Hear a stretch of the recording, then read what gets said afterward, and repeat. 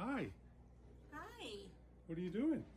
Oh, I'm finishing up this piece. It goes to a really neat client in Louisiana. I'm getting ready to ship it out. It's beautiful. Thank you. Why do you love butterflies so much? Wow. I guess I love butterflies. I've always loved butterflies. When I was a little girl, I used to run, usually barefoot, through the fields chasing butterflies and usually getting stung by bees that I would step on. I guess I just never got over it. But as I grew up, obviously things changed and conservation has just become really important.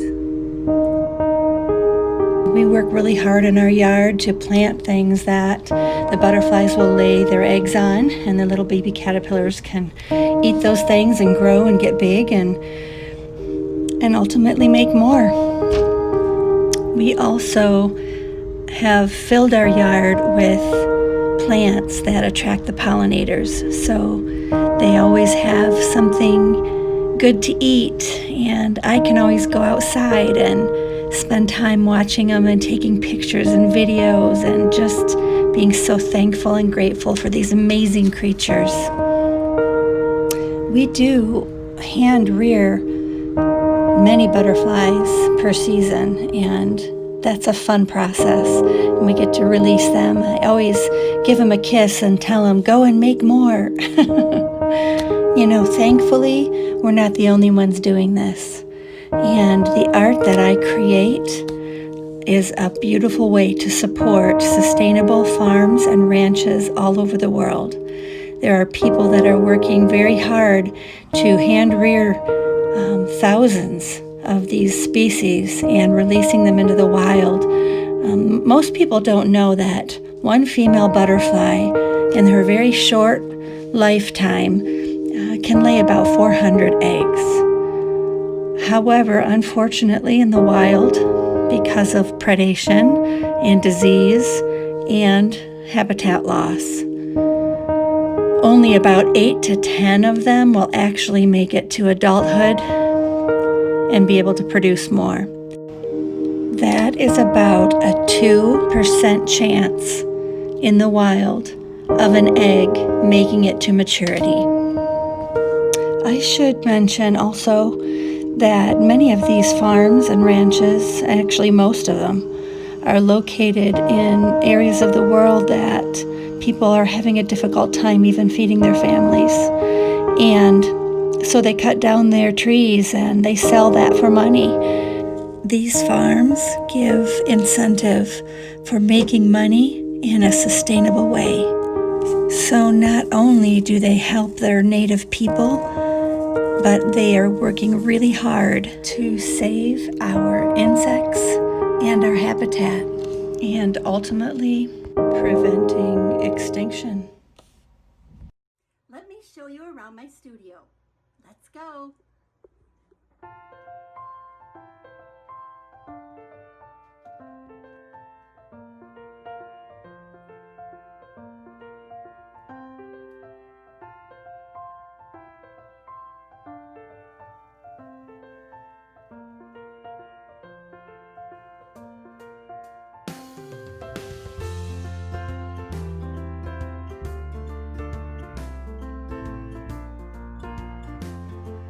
I call this my frame room. I do keep the majority of my frames in this room, but I also keep, as you can see, some unfinished artwork. I look for frames everywhere I go, so I just purchase when I find a good deal and I store them here. I also use this room for my museum glass and my matting material. I have my mat cutter in here. My glass cutter is actually a wall-mounted glass cutter that I have out in a different workshop up in the garage, but this room is good for lots of things.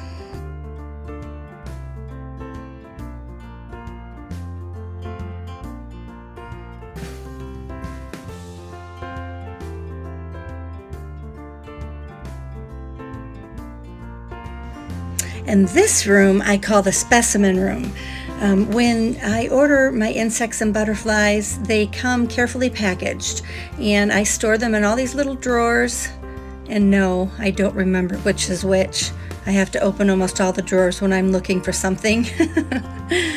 But there's lots of storage in here. I do also sometimes store already mounted butterflies from an overflow from the cabinet in the other room.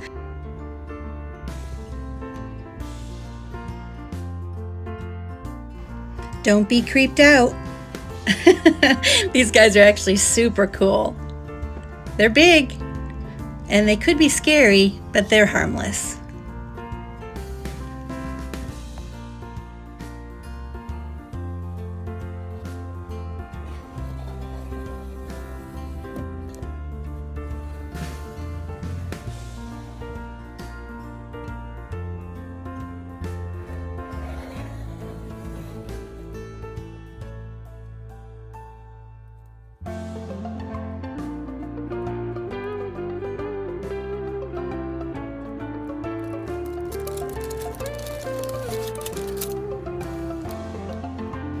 This is how the butterflies and the moths come.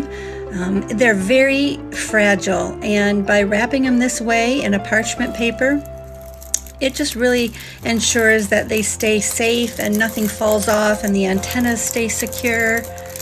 It's not foolproof, but it's a pretty good way to do it. So this is typically what I call a moisture chamber. Really any Tupperware will work, and then I just put a screen that I sort of bend around so that they're not directly in the liquid solution. And depending on how big the butterfly or moth is, it can take maybe 1 to 3 days to actually soften. So once they're softened, they can be easily moved and safely without breaking. I have a lot of spreader boards, and this is where it's really great if you have a handy dandy husband to make all these wonderful things for me. You'll see that these are adjustable, so with these wing nuts we can adjust for the size of the butterfly. It takes a few days for them to harden back up in this position, and then they're ready to make art. But they're very fragile. So back to the craftsman husbands. The right tool makes the job so much easier.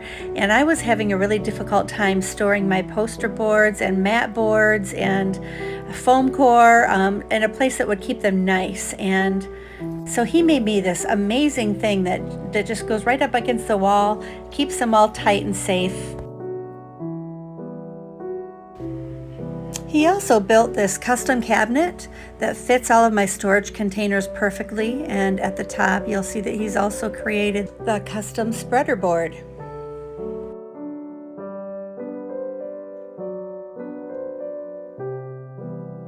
Another problem I was having was safe packaging to and from the show. So my husband actually got this idea from another artist to use this packing material at Home Depot. He of course customized it and put some softening on the inside, and they just work like a dream. And the last part of my studio that is probably one of the most important, and would be to any artist I think, is inspiration. One reason that I love the art fairs is just all of the other talented artists. In fact, half the time I spend a majority of my proceeds on other artwork. And then I hang these in my studio, and they're such an inspiration to me. I just feel surrounded by creativity.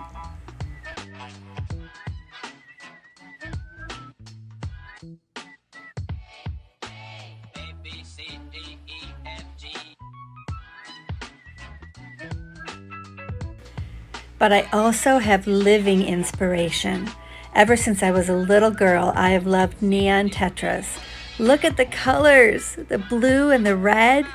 Aren't they amazing? My other tank only has 2 fish in it, but their personalities make the whole place full. This is Batman, and he gets hand-fed every night and comes up and gives me a kiss. I have a lemon tree and an olive tree. And then do you see these right here? I love kaleidoscopes. I actually have a whole art series based on them. Want to take a look?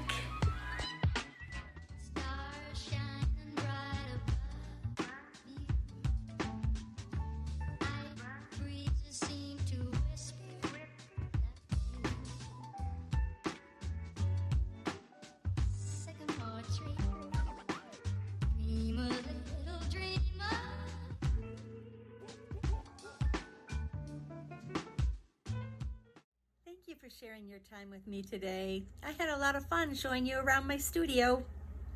I hope I get to see you soon at an art show and get to talk with you in person. But if not, please come. I'd love to have you on my Facebook page. It's www.facebook.com/lanternfly1. I think you really enjoy seeing some of the stuff I put on, and I would enjoy hearing from you. Thanks again, and you have a great day.